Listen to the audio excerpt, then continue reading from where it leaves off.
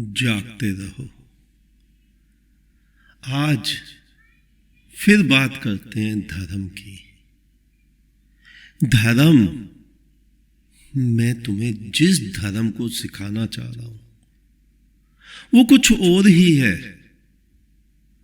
वो तुम्हारा समझा हुआ, जो तुम पर लादा हुआ है, पढ़ा पढ़ाया, रटा हुआ हिंदू मुस्लिम धर्म नहीं।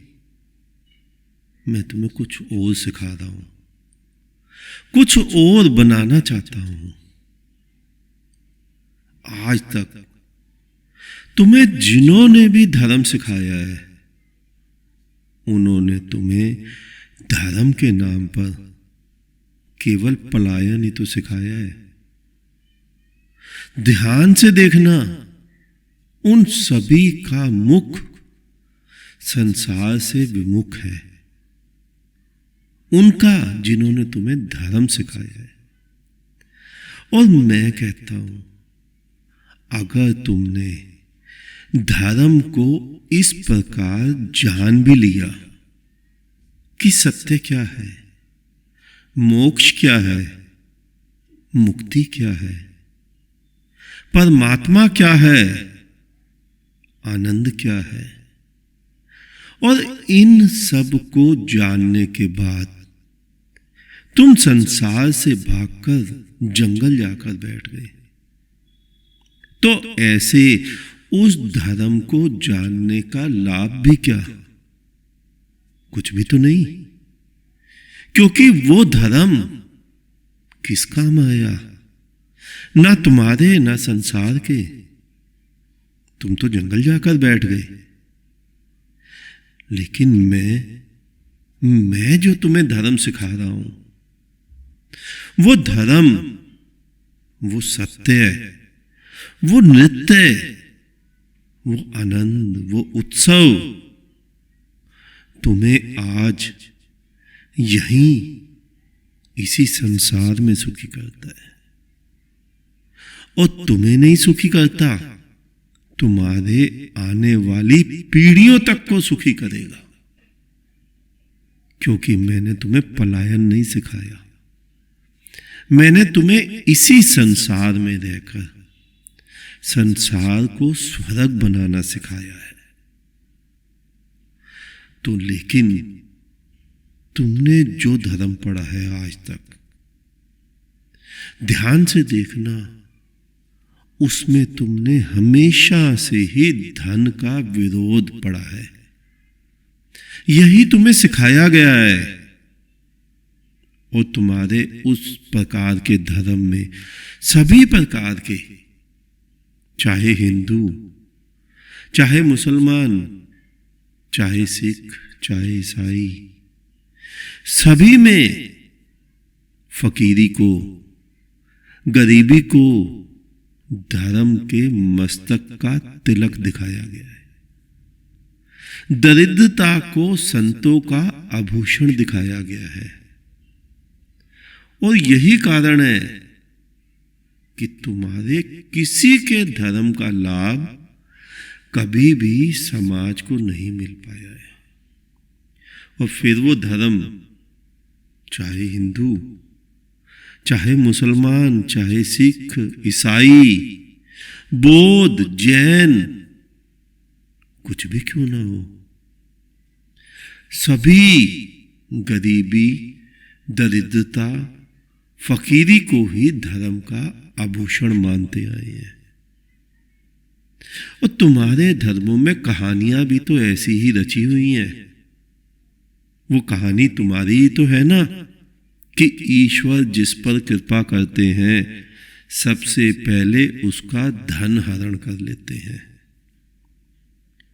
तुम्हें कभी नहीं लगता कि ये स्टेटमेंट किसी आलसी, निकम्मे, आराम परस्त या फेलियर आदमी की स्टेटमेंट है? वरना ईश्वर भला क्यों चाहेगा किसी को गरीब करना? धन, संपदा, सुख, समृद्धि, ये सांसारिक वस्तुएं हैं, संसार ने इसका सृजन किया। धन मुद्रा किसने बनाई? ये परमात्मा ने बना के नहीं भेजी। मुद्रा विनिमय की वस्तु है, उससे धर्म का क्या लेना देना। लेकिन तुम्हारे महात्माओं की नजर में लगता है सुख, संपदा, वस्त्र, धन, इनका इतना महत्व है, या ये सब इतने बलवान हैं कि ये सब परमात्मा प्राप्ति में बाधा उत्पन्न कर सकते हैं। यानी परमात्मा छोटा हो गया और धन, सुख, संपदा ये बलवान हो गए।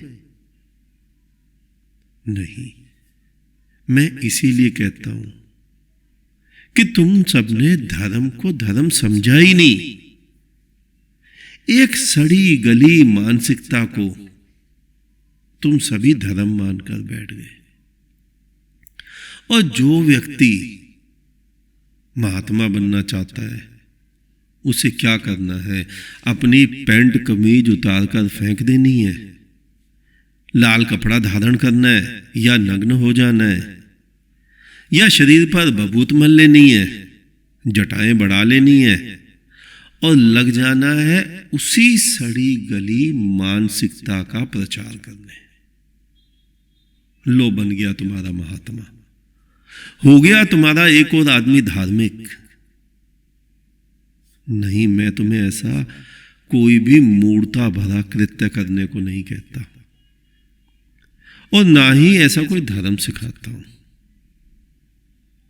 मैं तो कहता हूं मुक्ति, मोक्ष, धर्म सत्य है, परमात्मा, इन सबको प्राप्त करने के बाद अगर तुम संसार में रहकर सुख भोगते हो, संसारिक आनंद लेते हो, और सभी को संसार में रहकर मुक्ति, मोक्ष, आनंद, सत्य प्राप्त करवाते हो, तो इसमें कितना आनंद है।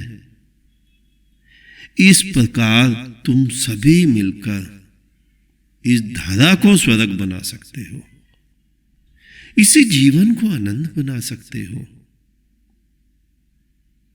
वरना क्या होगा? पिछले 5500 वर्षों से तुम सभी ने पलायन को ही धर्म मान रखा है।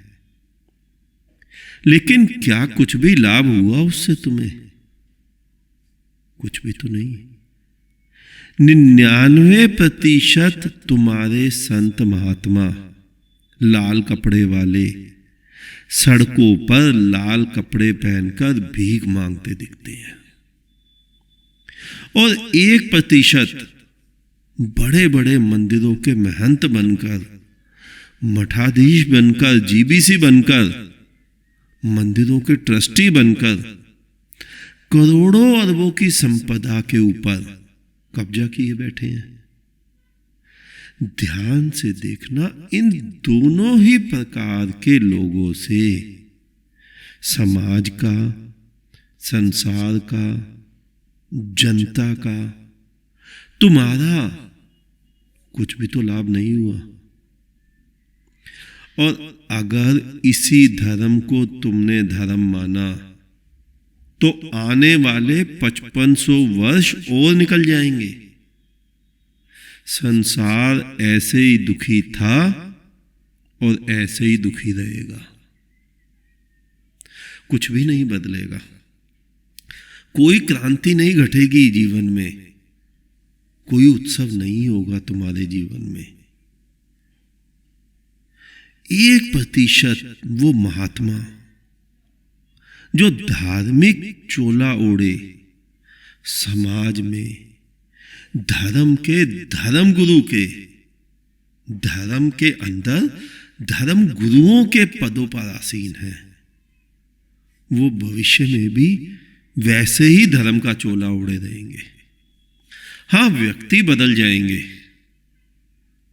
आज से 25 वर्ष पहले कोई और सदगुरु था, आज कोई और सदगुरु है, 25 वर्ष बाद कोई और सदगुरु हो जाएगा। पहले मंदिरों के ट्रस्टी कोई और थे, आज कोई और है, भविष्य में कोई और हो जाएंगे। गुरुद्वारों में पहले ग्रंथी कोई और थे, प्रधान कोई और थे, उस करोड़ों की संपदा के मालिक कोई और थे, आज कोई और है, भविष्य में कोई और हो जाएंगे।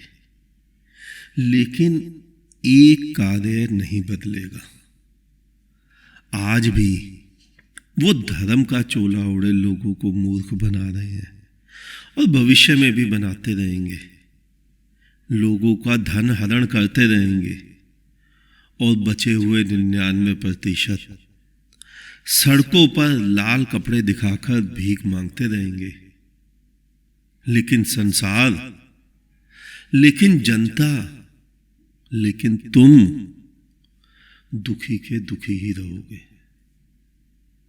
नहीं, मैं ऐसा कोई धर्म तुम्हें नहीं सिखा रहा हूं। धर्म, अब तो धर्म में एक नई क्रांति होनी चाहिए, जहां लोग धर्म को जाने, सत्य को जाने, मुक्ति को जाने, मोक्ष को जाने, परमात्मा का अनुभव करें और संसार का कल्याण करें, अपने इसी संसार का, अपने इसी जीवन का, और इसी संसार को सुखमय बनाए, अपने जीवन को सुखमय बनाए। अगर दुनिया को, धर्म को सही अर्थों में समझना है तो उसे धार्मिक रूप में एक नई क्रांति को जन्म देना ही होगा। वही मैं तुम्हें सिखा रहा हूं, उसी ओर मैं पग पग करके तुम्हें ले जा रहा हूं।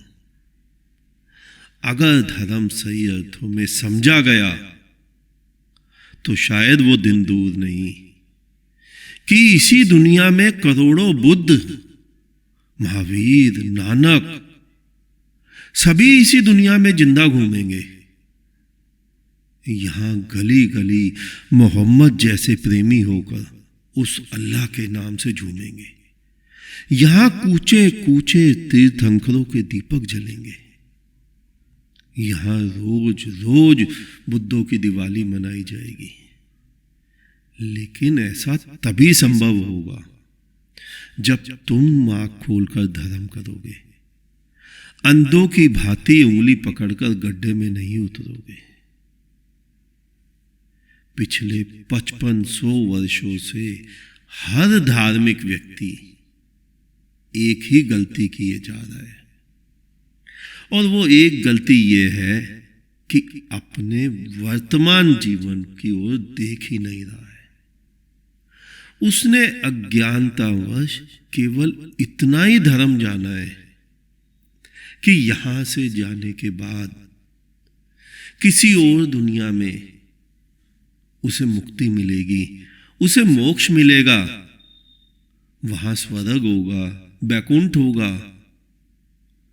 ध्यान से सुनना मेरे इस वक्तव्य को, सभी कुछ होगा। इस भविष्य के होगा में वो मूर्खतावश इतना स्वप्न विभोर हो गया है कि जो है आज वो उसे दिखाई नहीं दे रहा है। मैंने इसीलिए तुम्हें पहले कई बार कहा है कि जब से धर्म या धर्म के ठेकेदार या धर्म जो तुम्हारा संस्कार है वो अनपढ़ों, गवारों, निठल्लों, कामचोरों की लाठी बन गया है, तब से सभी वो तथाकथित कहे जाने वाले धार्मिक धर्म को गड्ढे में ही गिराए चले जा रहे हैं। मोक्ष, मुक्ति ये किसी ग्रह का नाम नहीं है। ये कोई ऐसे जीवन का नाम नहीं है कि यहां से मरोगे और किसी ऐसी जगह पैदा हो जाओगे जहां से दोबारा नहीं मरना होगा। अगर ऐसा होता तो तुम्हारे धर्म ग्रंथों का ही सिद्धांत गलत सिद्ध हो जाता है।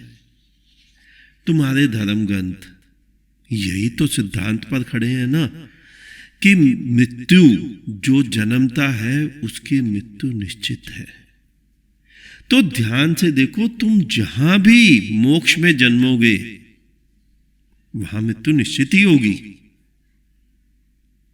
देखा तुमने कहां गलती की, तुमने कहां चूके। ये है धर्म को आंख बंद कर चलने का नतीजा। मैं कहता हूं मोक्ष और मुक्ति एक उस अवस्था का नाम है जिसमें व्यक्ति स्वयं को साक्षी भाव में देखता है, और जहां है यानी इसी जीवन में साक्षी का अनुभव करके वह स्वयं को जान लेता है कि वह मुक्ति है, उसे मोक्ष जन्म जात ही मिला हुआ है। वो परमात्मा जिसे वो जन्मों जन्मों से खोज रहा है उसी को धारण किए वो बैठा है।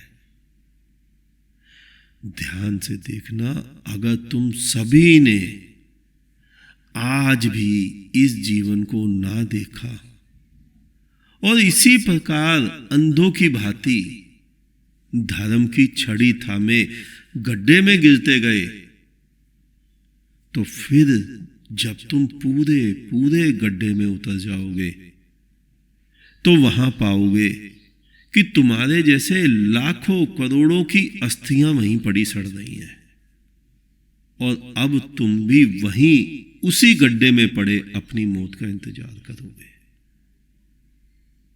नहीं, ये धर्म जो तुमने ढोया हुआ है, जो तुम्हें सिखाया हुआ है, ये तुम्हें केवल गड्ढे में उतार रहा है।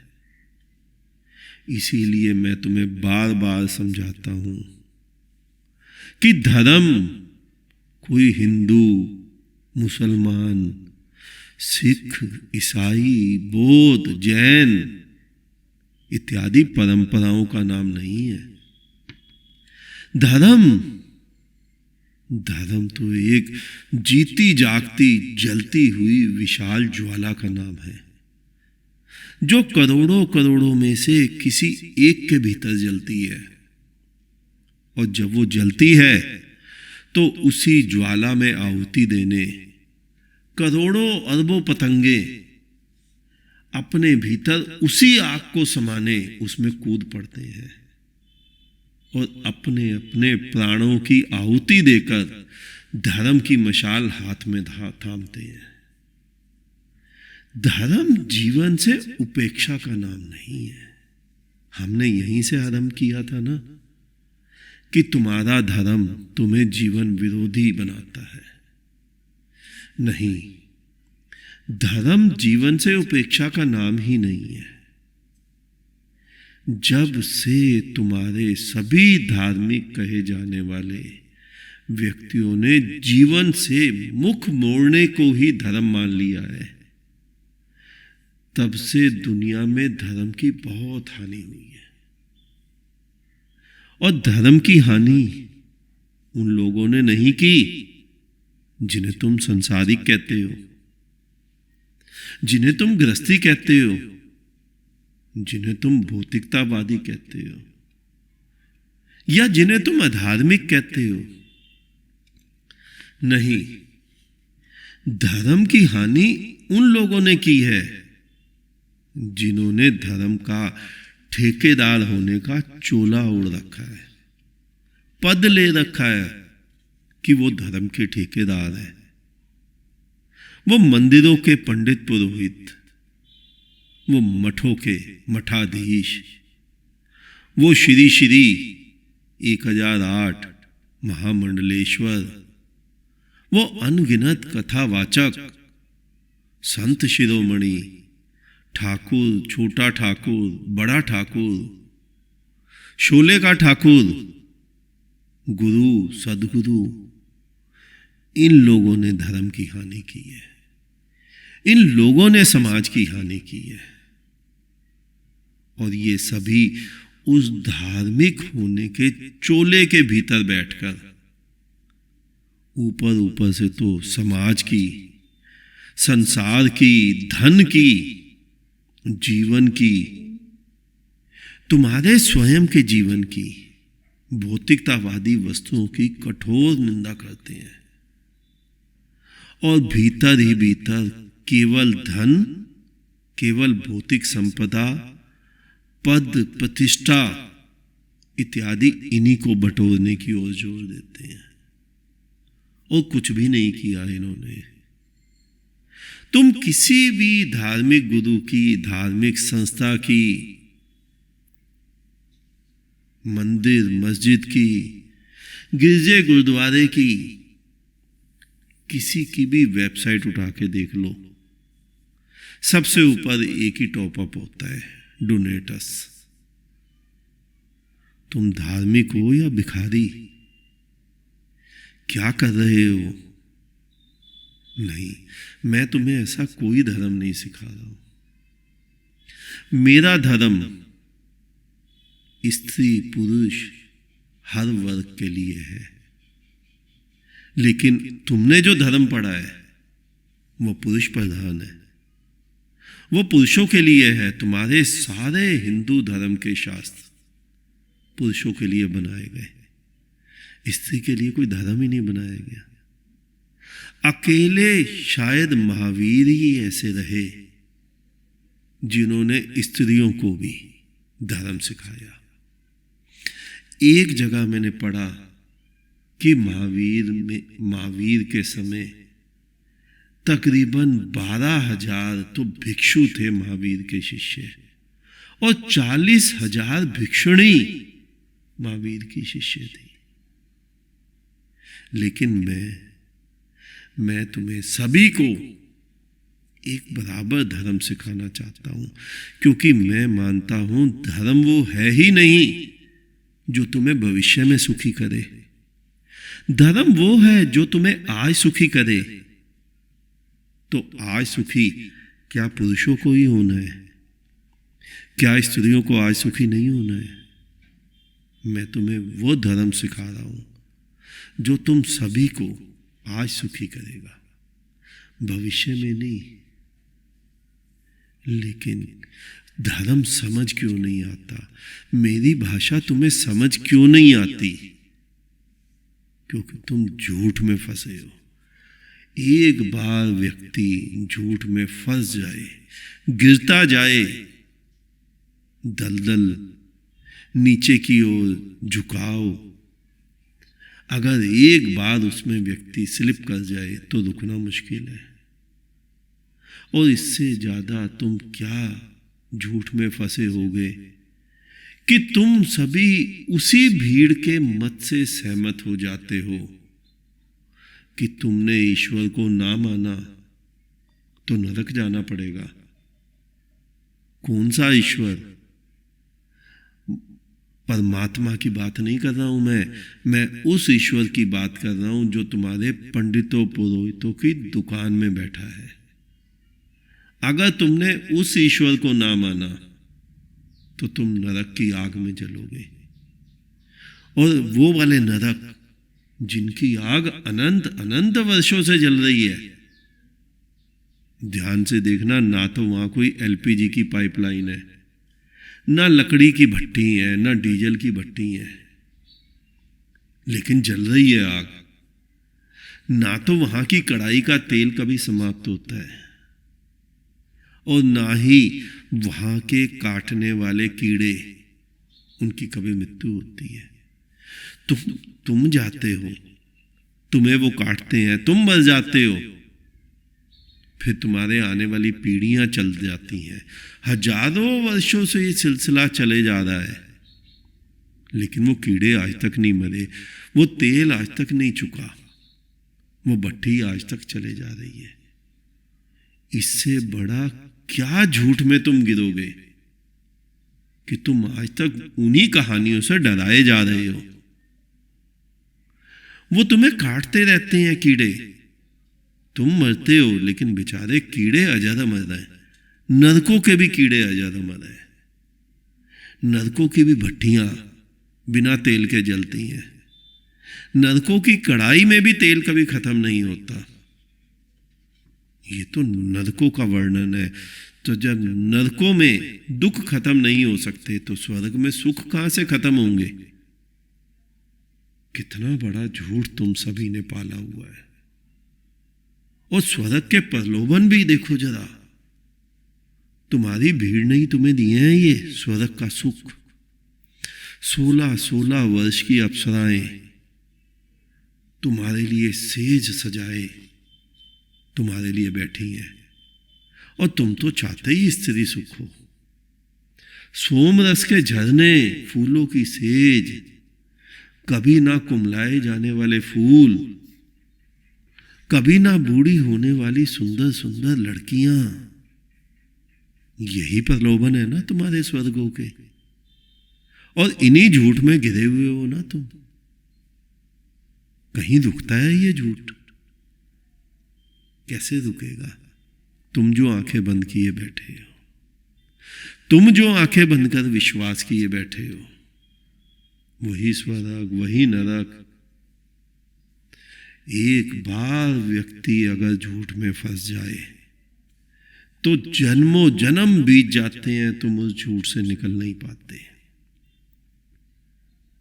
लेकिन मैं जो तुम्हें धर्म समझा रहा हूं, अगर तुम्हारे भीतर भी उसी धर्म का एक छोटा सा दीपक जल गया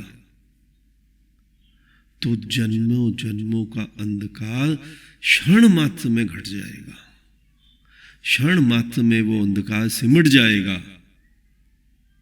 फिर वो अंधकार ये थोड़ी ही कहेगा कि मैं जन्मों से विद्यमान हूं, इस छोटे से दीपक से कैसे भागूं। लेकिन वो दीपक, वो तो तुम्हें ही जलाना पड़ेगा। वो दीपक किसी और का तुम्हारे काम नहीं आएगा। ना बुद्ध का, ना महावीर का, ना मोहम्मद, ना नानक, ना कबीर और ना मेरा। किसी का दीपक तुम्हारे काम नहीं आएगा। तुम्हें तुम्हारे भीतर वो दीपक स्वयं जलाना पड़ेगा। और मैं तुम्हें यही सिखा रहा हूं। मैं तुम्हें आंखें खुला हुआ जीवित धर्म सिखा रहा हूं। आंखें बंद किया हुआ मृत धर्म, वो तो तुम जन्मों से मान रहे हो। लेकिन ना तुम सुखी हुए, ना समाज सुखी हुआ। लेकिन तुम सभी उसी को धर्म मान रहे हो। जरा ध्यान से देखो, आंखें खोलो, गिनती करो। अगर तुम अपने अपने धर्म स्थलों की गिनती करो तो तुम्हारे स्कूलों से, अस्पतालों की कुल संख्या से भी कई गुना ज्यादा संख्या है तुम्हारे धर्म स्थलों की। मंदिरों की, मस्जिदों की, गिरजे, गुरुद्वारे, बौद्ध मठ, सभी ज्यादा है। और सभी भारत को धर्म सिखा रहे हैं। लेकिन क्या भारत धर्म सीख पाया? क्या भारत सुखी समृद्ध हो पाया? लेकिन अगर तुम ध्यान से देखो तो भारत दिन प्रतिदिन नीचे की ओर जा रहा है। पूरी दुनिया समृद्ध हो रही है और हमारे भारत के लाल कपड़े वाले कर क्या रहे हैं? पूरी दुनिया में लोगों को कृष्ण कीर्तन के नाम पर नचा कूदा रहे हैं। राधा कृष्ण के मंदिरों की गिनती बढ़ाए जा रहे हैं। धन संपदाएं इकट्ठी हो रही हैं। नई भोली भाली जनता, जवान बच्चे जल्दी ही नाच कूद में फंस जाते हैं और पूरा जीवन वो उसी उछल कूद को ही धर्म माने बैठे रहते हैं। अगर यही धर्म है तो क्या बुद्ध महावीर ने जो धर्म पाया वो गलत था? अगर तुम्हारा नाचकूद वाला धर्म ही धर्म है तो क्या मोहम्मद ने, जीसस ने जिस धर्म को पाया वो गलत था? और क्या कृष्ण ने जो सत्य पाया वो भी आज के लाल कपड़े वालों की उछल कूद को तर्क संगत नहीं ठहराता। कृष्ण ने जो सत्य पाया, मैं उस सत्य की बात कर रहा हूं।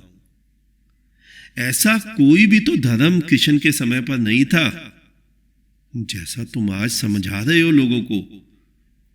लाल कपड़े पहनकर सड़कों पर नृत्य करना सिखा रहे हो। लेकिन सत्य ही है, जिन्हें कृष्ण के नाम की दुकान चलानी है वो कृष्ण को भी नचा कुदाकर मंदिर में खड़ा कर देते हैं, क्योंकि उन्हें कृष्ण से भी मतलब नहीं है। उन्हें दुनिया धार्मिक हो जाए इससे भी मतलब नहीं है। उन्हें दुनिया सुखी हो जाए इससे भी तात्पर्य नहीं है। उन्हें तो अपनी दुकान से तात्पर्य है। लेकिन तुम कैसे समझोगे, कैसे जानोगे कि धर्म क्या है? एक बार मनुष्य अगर झूठ में बह जाए जो तो बहता ही चले जाता है। मुझे भी याद है, मैं भी एक बार ऐसे ही किसी मूढ़ निखिलेशानंद की बातों में बह गया था। वो भूत प्रेत सिद्ध करके बैठा था और उन्हीं भूत प्रेत की पूजा कराकर सबको कहता था कि ये ऋषियों का मार्ग है। अब जैसा वो मूढ़ था वैसे ही तो उसके वो ऋषि मुनि मूढ़ होंगे। जिन ऋषि मुनियों की वो बात कर रहे हैं वो भी तो वैसे ही मूढ़ होंगे। लेकिन कौन पूछता है? तुम सभी भी तो केवल ऋषियों के नाम से ही बहक जाते हो। लाल कपड़े को ही धर्म मान लेते हो। कीर्तन के नाम पर जो 100 लाल कपड़े वाले मूढ़ कूद रहे हैं, तुम भी तो उसी मूढ़ों की भीड़ का हिस्सा तुरंत बन जाते हो। लेकिन पूरा भारत कभी भी 2 क्षण बैठकर ये नहीं सोचता कि क्या उन सभी में से किसी को भी धर्म मिला। उम्र 20 वर्ष से 70 वर्ष हो गई, 80 वर्ष हो गई। जरा पीछे मुड़ो, देखो स्वयं को कि जो कृत्य धर्म के नाम पर तुम 20-25 वर्ष की उम्र में कर रहे थे वही तो आज भी कर रहे हो। जप तप व्रत, कहीं भी कुछ बदला? कहीं भी कुछ क्रांति घटी तुम्हारे जीवन में? नहीं, पूरा जीवन उसी प्रकार बीत गया। और तुम अपने आप को धार्मिक होने के भ्रम में पहले भी माने हुए थे, आज भी माने हुए हो। नहीं, कुछ भी तो नहीं बदला। सभी कुछ वैसा जो जो तुम 25 वर्ष के होकर करे जा रहे थे, वही वही कृत्य तुम 70 वर्ष के होकर कर रहे हो, 80 वर्ष के होकर कर रहे हो। जरा देखो, हम भारतवर्ष को कहते हैं धार्मिक देश, विश्व गुरु, लेकिन हमारे भारतवर्ष में, हमारे धार्मिक देश में संत महात्मा बनना कितना आसान काम है। तुम बस कपड़े बदलो और वही पुरानी सड़ी गली मानसिकता का गुणगान करने लग जाओ। तुम भी महात्मा बन जाओगे, तुम भी महात्मा कहलाओगे। लेकिन अगर जीवन बदलना हो, अगर संसार बदलना हो, अगर देश बदलना हो, अगर इसी भारत को स्वर्ग बनाना हो, उन्नत बनाना हो, तो बहुत कुछ करना होगा। वो महात्मा बनने जितना आसान कृत्य नहीं है।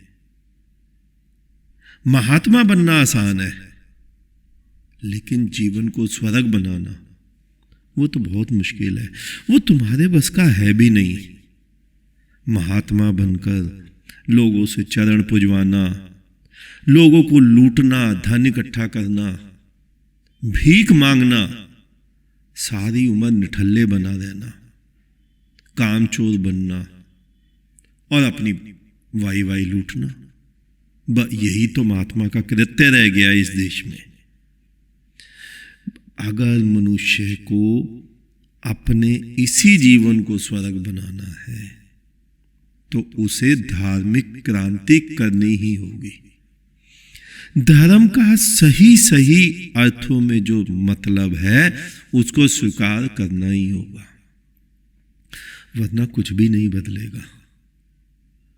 बहुत कुछ करना होगा इस जीवन को बदलने के लिए, लेकिन वो आसान नहीं है।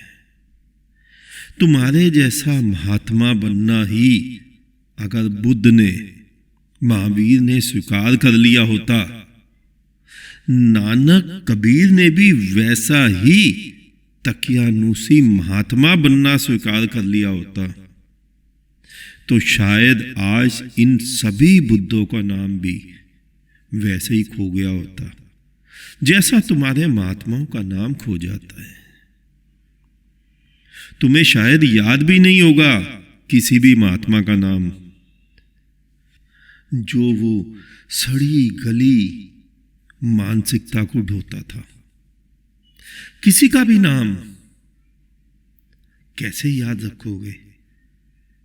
लेकिन जिन्होंने भी क्रांति की, भीतर भी और समाज में भी, उनका नाम तो दुनिया याद रखती है, क्योंकि वही तो सच्चे अर्थों में धर्म को समझ पाए, धर्म को जी पाए, धर्म को सिखा पाए। तुम्हारे में क्रांति नहीं हो रही, क्यों? कारण क्या है? क्योंकि धर्म गुरुओं द्वारा फैलाया हुआ जहर तुम्हारी रगों में बह रहा है। बहुत कठिन कार्य है उस जहर से मुक्ति पाना। तभी तो कोई करोड़ों करोड़ों में से कोई एक बुद्ध ही उस जहर से छूट पाता है। जो हिंदू के घर पैदा हुआ, तुमने उसे हिंदुत्व के जहर से पाल पोस कर बड़ा कर दिया। दूध नहीं पिलाया, हिंदुत्व का जहर पिलाया।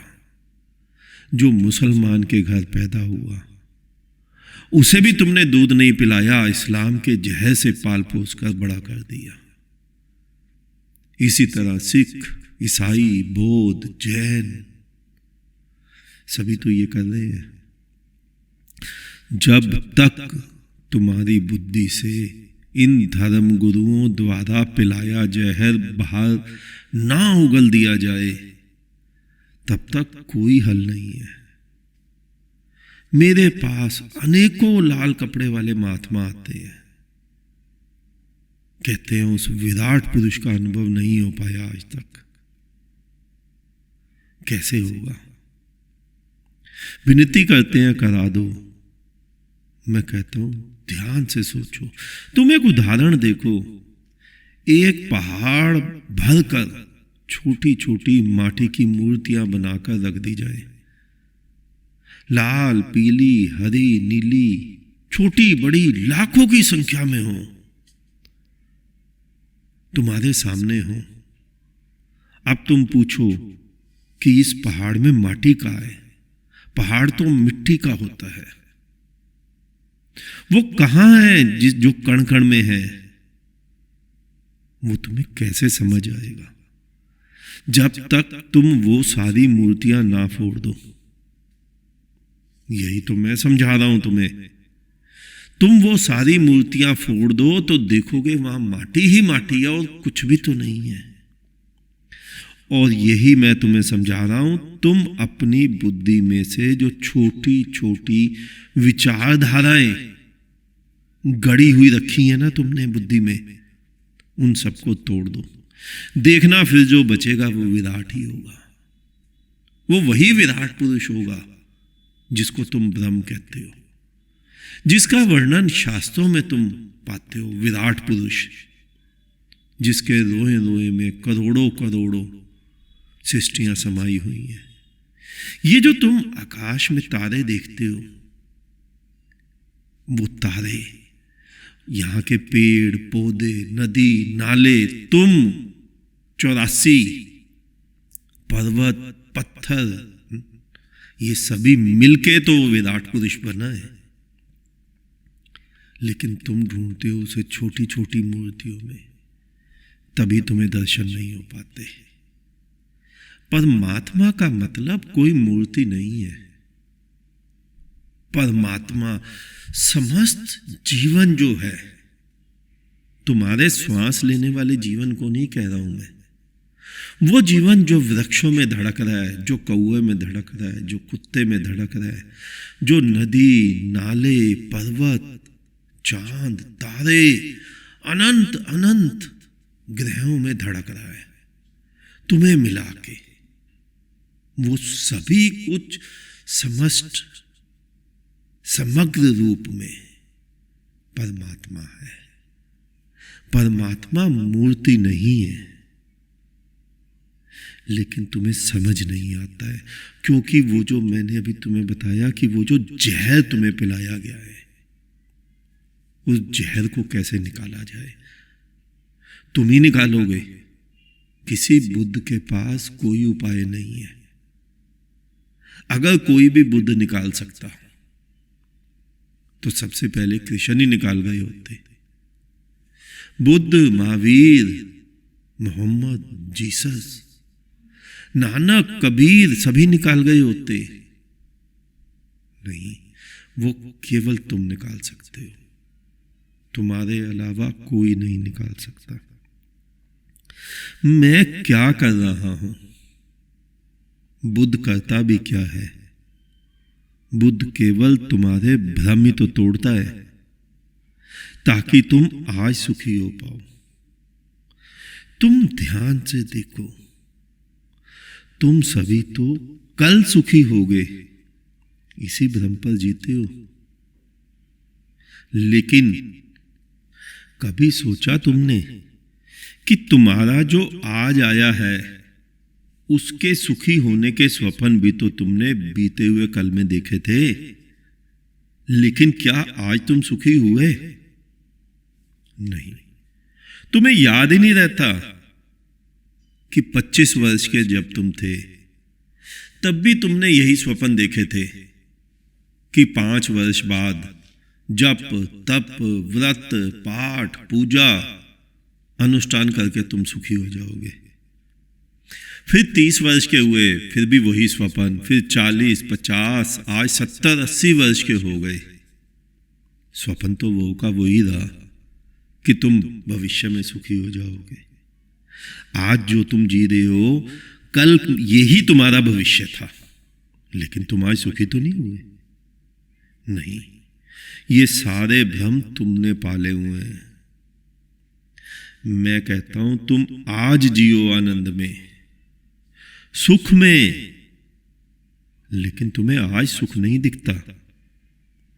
और इसी कारण तुम सभी भविष्य में सुखी होने के स्वप्न देखते हो। बैकुंठ, स्वर्ग, गोलोक, तुम इनमें जाके प्रसन्न होगे। नित्य लीला में प्रविष्ट कर तुम सभी सुखी हो जाओगे, आनंदित हो जाओगे। यही तो भ्रम पाले हैं ना तुमने। और तुम्हारे महात्माओं के मरने के बाद उनके चेले चपाटे उनके नाम के आगे लगा भी देते हैं, समाधिस्थ, नित्य लीला में प्रविष्ट। लेकिन तुम्हें भी पता है ये भ्रम है। जो पूरा जीवन दुखी रहा, उसका भविष्य, उसका कल कैसे सुखी हो सकता है? दुख के द्वार से निकलकर तुम सीधा सुख के द्वार में चले जाओगे। कैसी कैसी मूर्ताएं पाली हुई हैं तुमने।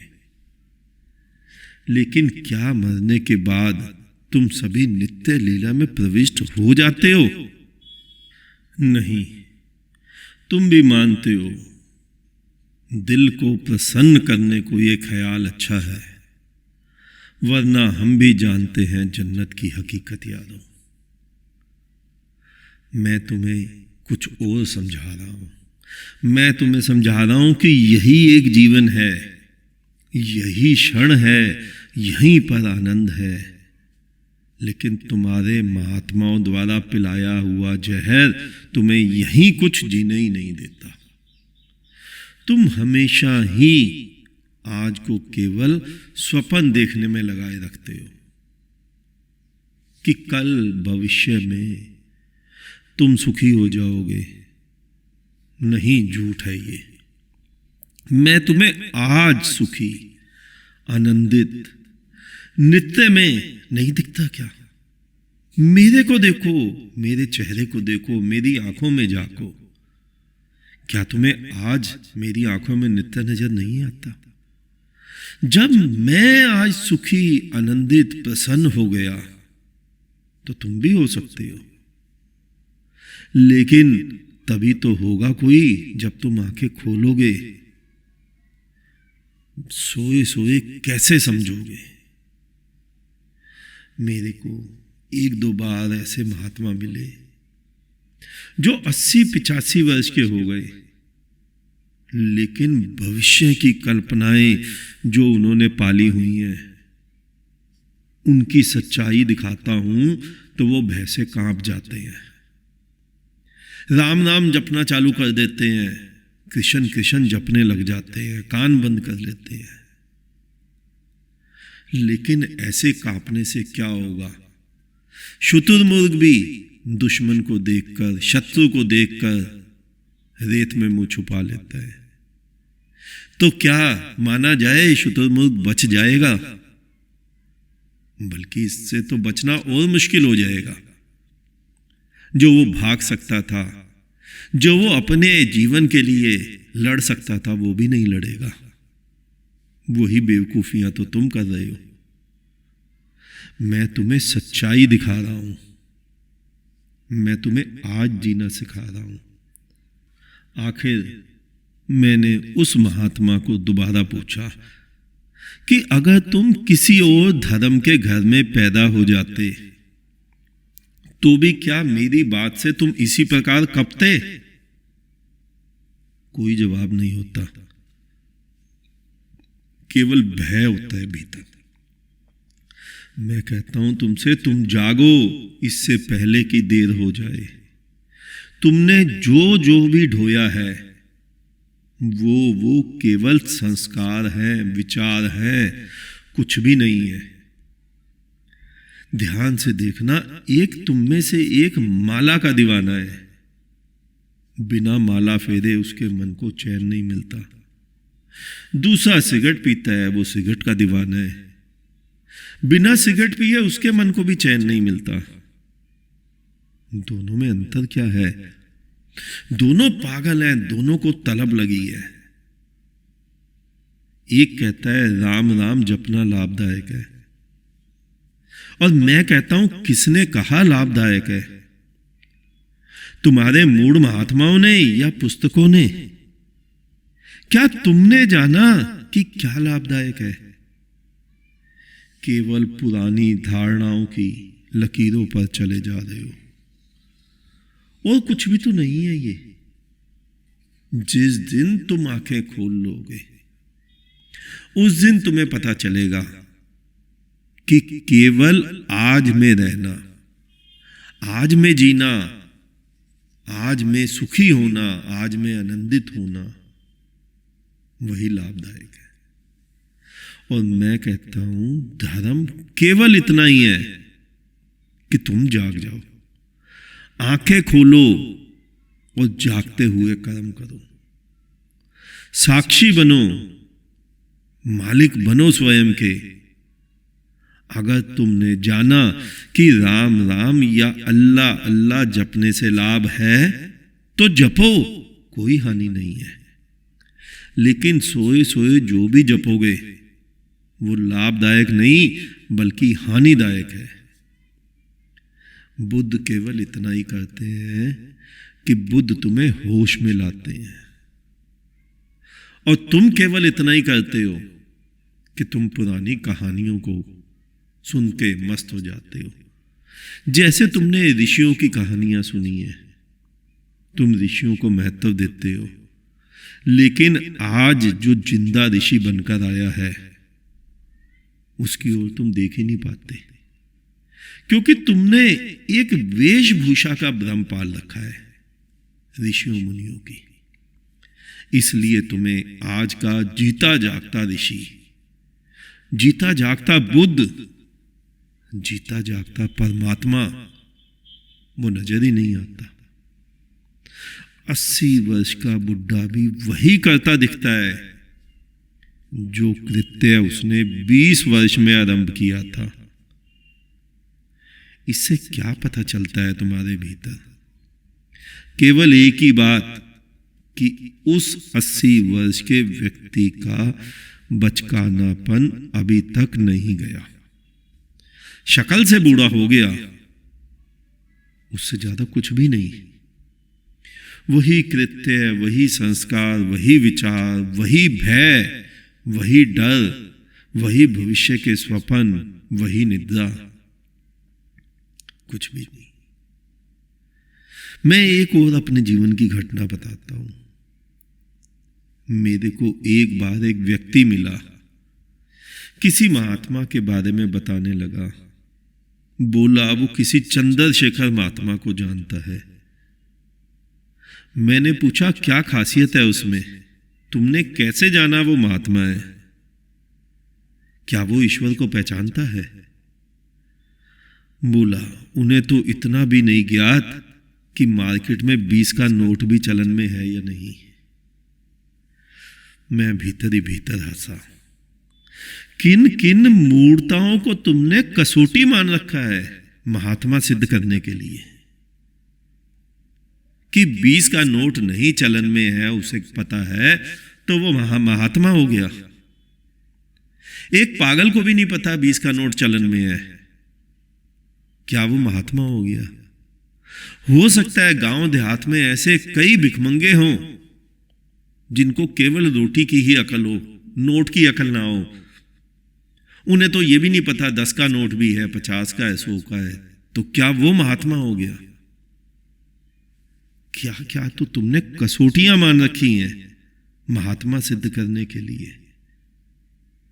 इससे पता चलता है तुम्हारी भी आंखें बंद है और तुम्हारे उन महात्माओं की भी आंखें बंद हैं। कौन किसको कैसे पहचानेगा? इसीलिए मैं तुम्हें बार बार समझाता हूं कि अज्ञान से मुक्त होना आसान है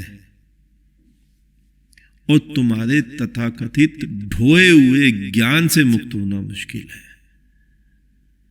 क्योंकि तुमने कहीं जाना ही नहीं है। तुमने कहीं भी भविष्य में नहीं जाना है। तुम बस जहां बैठे हो वहीं को स्वयं को देख लो। उसी अवस्था में जैसे तुम हो स्वयं को पहचान लो। जो भी दूर खोजने गए तुम में से वो भटक गए और पहले ही कदम पर भटक गए, क्योंकि पहला ही कदम अपने से दूर जाने का रख दिया बस।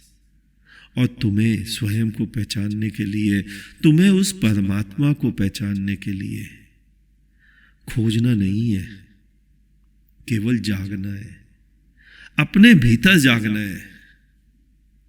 जिसे मेरी बात समझ आ गई, जिसे इस तथाकथित धर्म के जाल से मुक्ति मिल गई, वो धार्मिक। अधर्म से थोड़े ही तुम्हें मुक्त होना है। अधर्म ने तुम्हारा क्या बिगाड़ा है? हां, तुम्हारे धर्म ने तुम्हारा बहुत कुछ बिगाड़ा है। इस दुनिया का, तुम्हारा सभी का बनाया हुआ धर्म तुम्हारे बाजार का, संसार का ही तो रूप है। और सारे मंदिर, मस्जिद, गिरजे, गुरुद्वारे सभी उस धर्म की दुकानें हैं बाजार में। वो सभी तुम्हारे ही मंदिर हैं, तुम्हारी ही मस्जिद है, परमात्मा की थोड़ा ही है। परमात्मा की मूर्ति, उसका तो ना तुम्हें पता है ना तुम्हारे धर्म गुरुओं को। जिन मूर्तियों का तुम्हें पता है वो तुम्हारी ही मूर्तियां हैं, तुम्हारे ही जैसी हैं। जिस दिन तुम अपने द्वारा बनाई हुई सारी मूर्तियों को तोड़ दोगे, जो तुमने अपने दिमाग में बनाई हुई हैं। बाहर की मूर्तियां तोड़ने मत चले जाना, उससे फिर तुम कुछ नहीं समझे। जो कल्पनात्मक, जो स्वप्नवत मूर्तियां तुमने अपने संसार में, अपने दिमाग में बनाई हुई हैं, जिस दिन उसे तोड़ दोगे उसी दिन तुम्हारे भीतर उसकी मूर्ति स्वयं प्रकट हो जाएगी। और तुम जो मंदिर मस्जिद में झुकते हो, वो क्या तुम सोचते हो कहीं परमात्मा के आगे झुकते हो? नहीं, वो तो तुम अपनी ही बनाई हुई धारणाओं के आगे झुकते हो। तुम हिंदू हो, तुमने मंदिर की धारणा बना ली, इसलिए तुम मंदिर के आगे झुकते हो। तुम्ही ने तो बनाई वो धारणा। कोई मुसलमान है, उसने मस्जिद की धारणा बनाई, वो मस्जिद के आगे झुकता है। सिख गुरुद्वारे के आगे झुकता है, ईसाई चर्च के आगे। लेकिन झुकते तुम अपनी ही धारणाओं के आगे हो, परमात्मा के आगे नहीं। इसीलिए कुछ भी नहीं बदलता तुम्हारे पूरे जीवन में। जिस दिन तुम असलियत में झुकना सीख जाओगे, वो झुकना वहीं हो जाएगा जहां तुम हो। और अगर तुम झुकना सीख गए तो परमात्मा वहीं प्रकट हो जाएगा। उसके लिए तुम्हें ना मंदिर जाना है, ना मस्जिद, ना गिरजे, ना गुरुद्वारे, कहीं भी नहीं। जरा ध्यान से देखो अपने ही जीवन को। जब तुम 15-20 वर्ष की उम्र के थे, तुमने भागना आरंभ किया था। कभी किसी मंदिर, कभी किसी तीर्थ, कभी किसी परिक्रमा पे, कभी काबा, कभी काशी। दौड़ दौड़ और दौड़, और कुछ भी तो नहीं किया तुमने। और आखिर एक दिन ऐसे ही दौड़ते दौड़ते तुम माटी में मिल जाओगे। और ध्यान से जब गिरोगे, अपने पैरों के नीचे की माटी देखोगे, तो पाओगे कि उसी धूल में ऐसे करोड़ों ही भागते भागते मिल चुके हैं। एक दिन तुम भी मिटोगे, गिरोगे, मिलोगे उसी धूल में। और जब तुम गिरोगे, मिटोगे, तब तुम पहचानोगे स्वयं को कि मैं किस धर्म की दौड़ में भागे जा रहा था। तुम्हें पता ही नहीं। तुमने एक कार्य किया होगा अपने जीवन में, मैं तुम्हें उसी का उदाहरण देता हूं।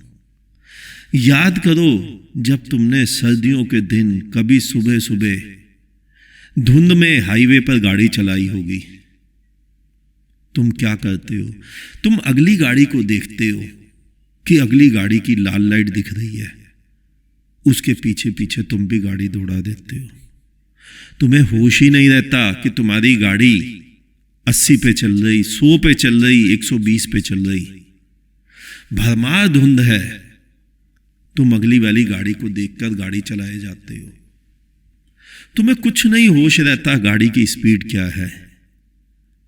फिर 30-40 मिनट बाद जब वो अगली गाड़ी तुम्हारे हाथ से छूट जाती है, तुम्हारी गाड़ी स्लो हो जाती है, किसी ढाबे पे तुम गाड़ी रोककर चाय पीते हो, देखते हो धुंध है और गाड़ियां 100-125 पर, 150 पर भागे जा रही हैं।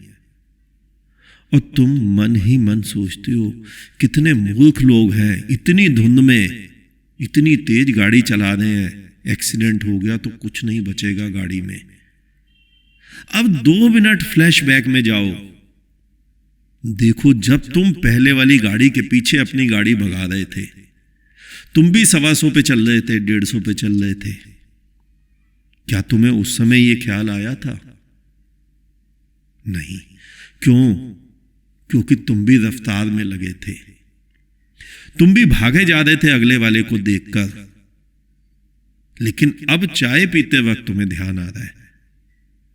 कब आया? जब तुम उस रफ्तार से, उस ट्रैक से, उस स्पीड से बाहर निकलकर दूसरे को देखने लग गए, यानी साक्षी हो गए। अब तुमने कल्पना की स्वयं की तो देखा यही मूर्खता तो मैं किए जा रहा था। तो जिस रास्ते पे तुम भागे जा रहे हो तुम्हें कुछ नहीं होश, लेकिन जब तुम उस धूल में गिरोगे, मरोगे, मिटोगे, तब तुम्हें ध्यान आएगा कि पूरा जीवन मैं भी भागता रहा मूर्खों की तरह, कुछ भी नहीं समझा धर्म को। जो कृत्य 15 वर्ष का किया, 20 वर्ष में किया, वही 80 वर्ष में करे जा रहा हूं। मैं भी अगली गाड़ी को देख के भागते जा रहा हूं। अगली गाड़ी ठुकेगी तो मेरी भी ठुकेगी। पहले वाले तुमसे पहले हजारों उसी धूल में मिल चुके हैं भागते भागते। हजारों ने यही कल्पनाएं की कि वो मरेंगे, स्वर्ग जाएंगे, बैकुंठ जाएंगे, नित्य लीला में प्रविष्ट हो जाएंगे। तुम भी वही कल्पनाएं किए जा रहे हो। आज सुखी होने की कोई नहीं सोचता। धर्म मंदिर मस्जिद का नाम नहीं है। हिंदू, मुस्लिम, सिख, ईसाई, बौद्ध, जैन इसका नाम नहीं है। धर्म तो एक आग का नाम है जो तुम्हारे भीतर जलती है। धार्मिक होना तो उस व्यक्ति का नाम है जो उस विराट में स्वयं को मिला देता है, स्वयं की मैं को मिला देता है, स्वयं के अहंकार को मिला देता है।